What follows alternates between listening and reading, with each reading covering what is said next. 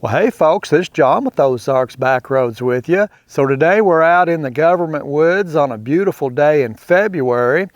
You don't get a lot of really pretty days in February, but we've got a couple coming along here, so I thought I'd better take advantage of them. We're going to take the mighty white tiger and down to a beautiful spring in the bottom of a deep gorge out in the government woods. It's just north of Alton, Missouri, off of State Highway 19. If you know where that's at, I'll put it up on the map here. Beautiful spring. I'm going to try to get the drone up on this thing, on this spring, and get some pictures and some video of where the spring comes out of the cave and forms this creek. It should be pretty cool. So stick around, we'll jump on the mighty white tiger and we'll take a ride in the government woods, check out a cool spring. Let's see, we need to get in off-road mode to start with so we can get up the hills.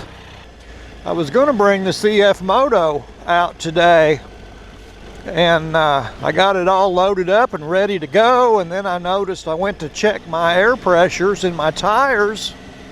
Well, the front tire was flat, didn't have any air pressure in it. So I got to looking at the tire. There wasn't anything in the tire. It looked perfect. But what the deal is that the Ibex has those Acront, I believe it's pronounced Acront, tubeless spoked rims, spoked wheels, and those things are known to be a problem, to leak.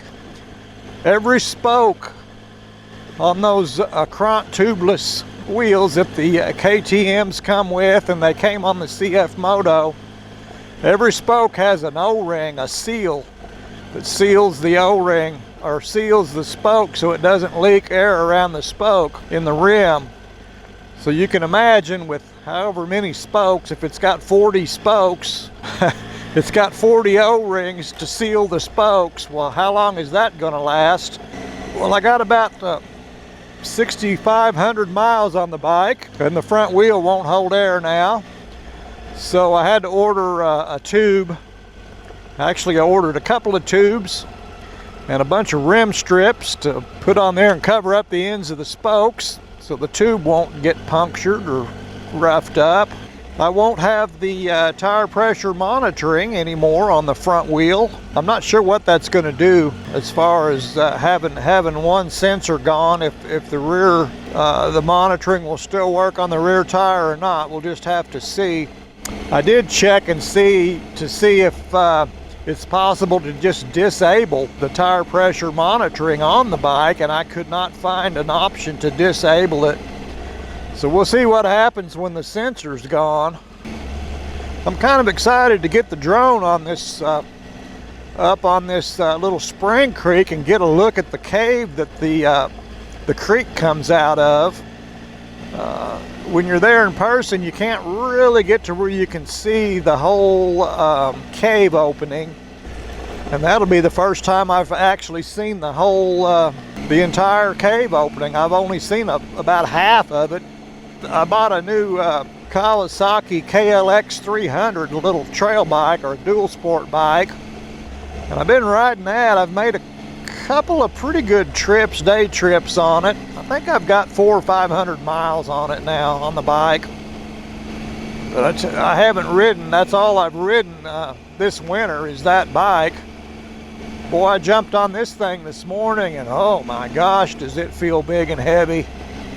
After riding that little Kawasaki around, this thing feels like a monster. One thing about the forestry, the National Forestry Service, they take care of their roads on their forest lands. They keep them up in pretty good shape. They got some funding, some money to do it. So this spring we're going to is called Greer Spring, G-R-E-E-R. It's on Highway 19, just north of Alton, Missouri, about, I don't know, 5 or 10 miles maybe. If you want to look that up, you can see for yourself on the Google map, but it's a pretty good hike. It takes about, I would say, 15 minutes, maybe 20 minutes probably about 20 minutes to hike to the spring.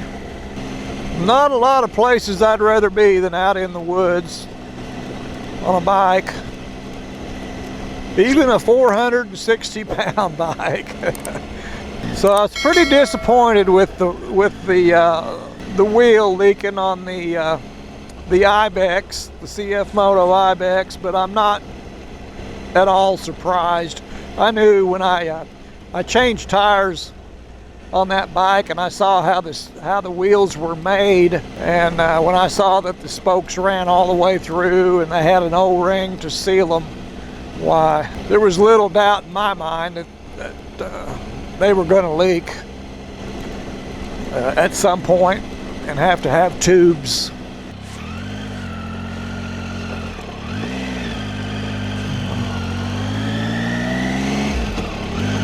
All right, batten down the hatches here.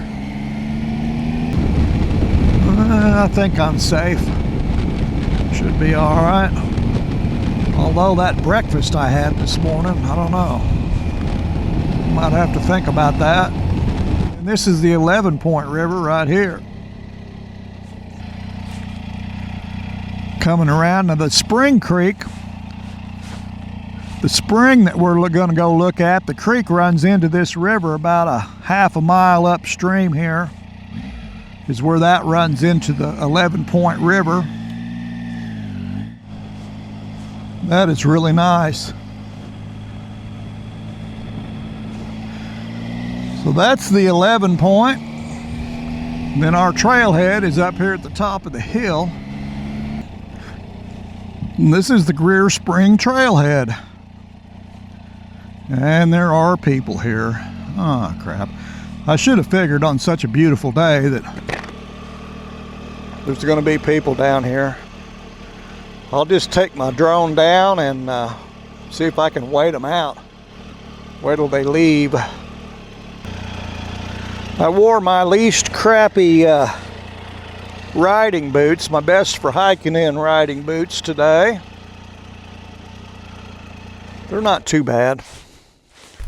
Couldn't ask for a better day than this to take a hike, I can tell you that.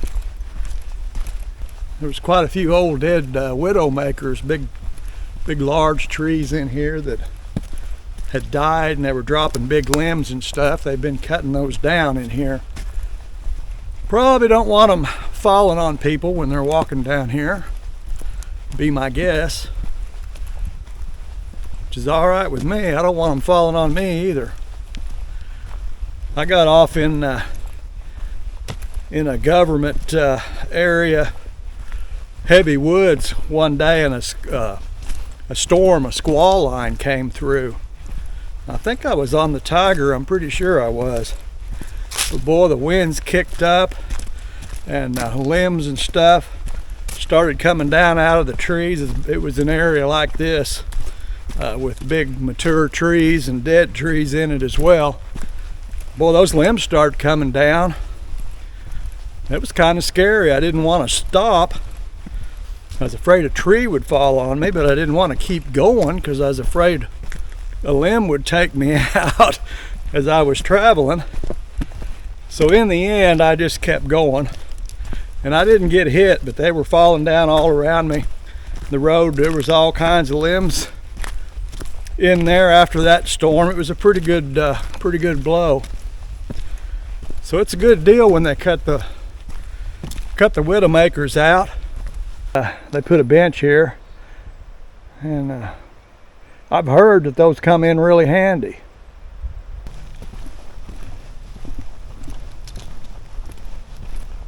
Well, we've made it to the spring.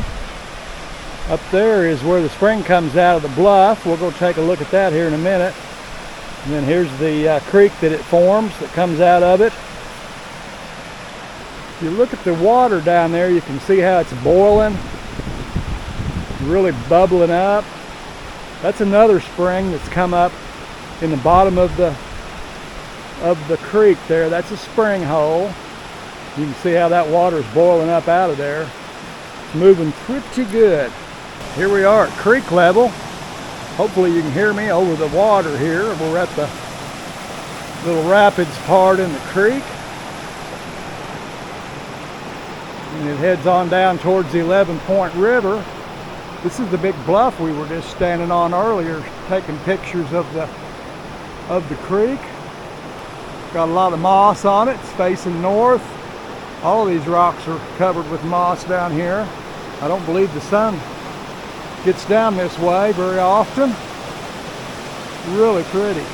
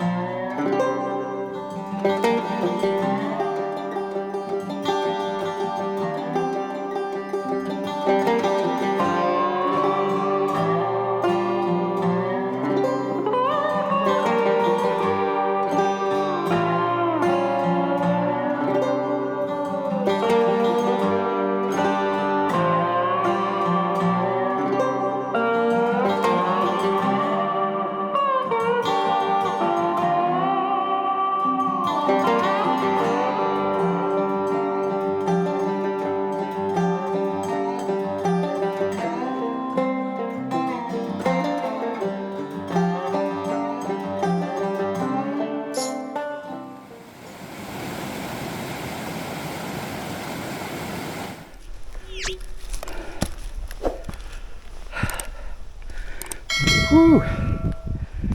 You know, the Park Service put this bench here.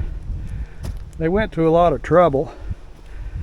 I reckon it'd be rude of me not to at least sit on it. I wouldn't want to hurt anybody's feelings by not sitting on it. I'm thinking 5 minutes is probably long enough not to be rude. Show them that I appreciate it. Well, we had a pretty good look at the spring there. Beautiful spot. I just love it down there. I don't like the hike up out of there, but it's pretty nice. They dumped this while I was down there. This wasn't here when we pulled in. Whew.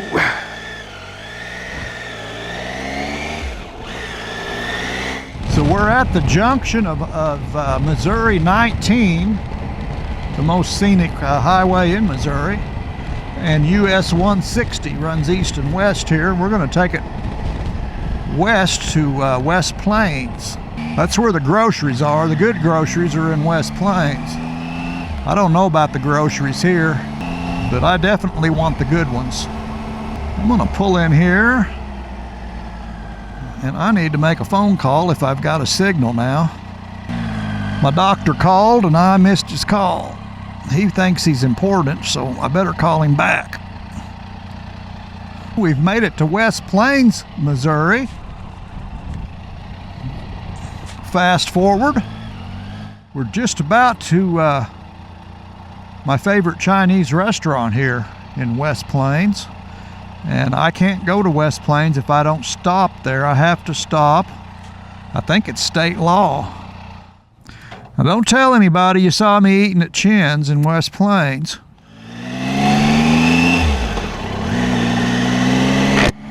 All right, we had some Chinese food. It was pretty good. I never complain about Chinese food. Good thing I don't live in China. I'd weigh 1,200 pounds.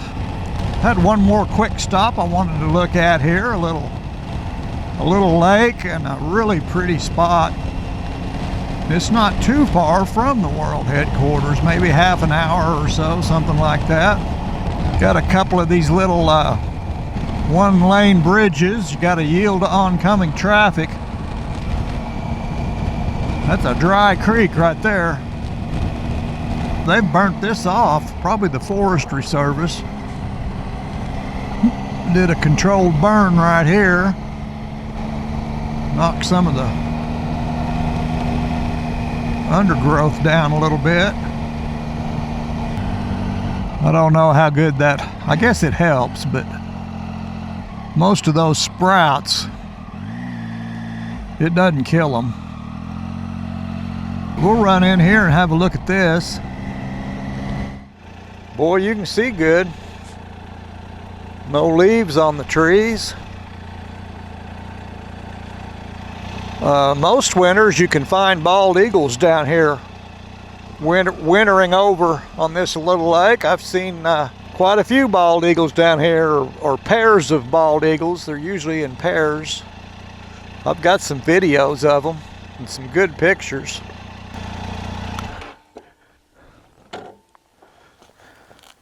Take a look at this real quick. This is Noblet Lake, a little government lake they built back in the 20s, or back in the 30s or 40s, I would say, maybe late 30s, early 40s probably. Pretty cool little lake. It's extremely beautiful.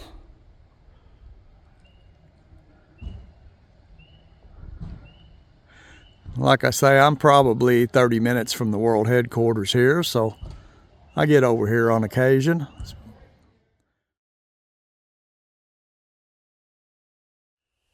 Folks, I appreciate you all spending the day with me, or at least 15 minutes, checking out Greer Spring down there just north of Alton, Missouri. Beautiful place there on the 11-Point River in southern Missouri. That's a really cool spring, and makes up that little creek there is all from the spring. So it's a pretty good sized spring. We got to fly the drone on it. Hopefully that footage will turn out good and we can get a nice view of the opening there where the spring comes out of the bottom of the bluff. Should be pretty cool. I'm going to leave it with you here on the banks of Noblet Lake.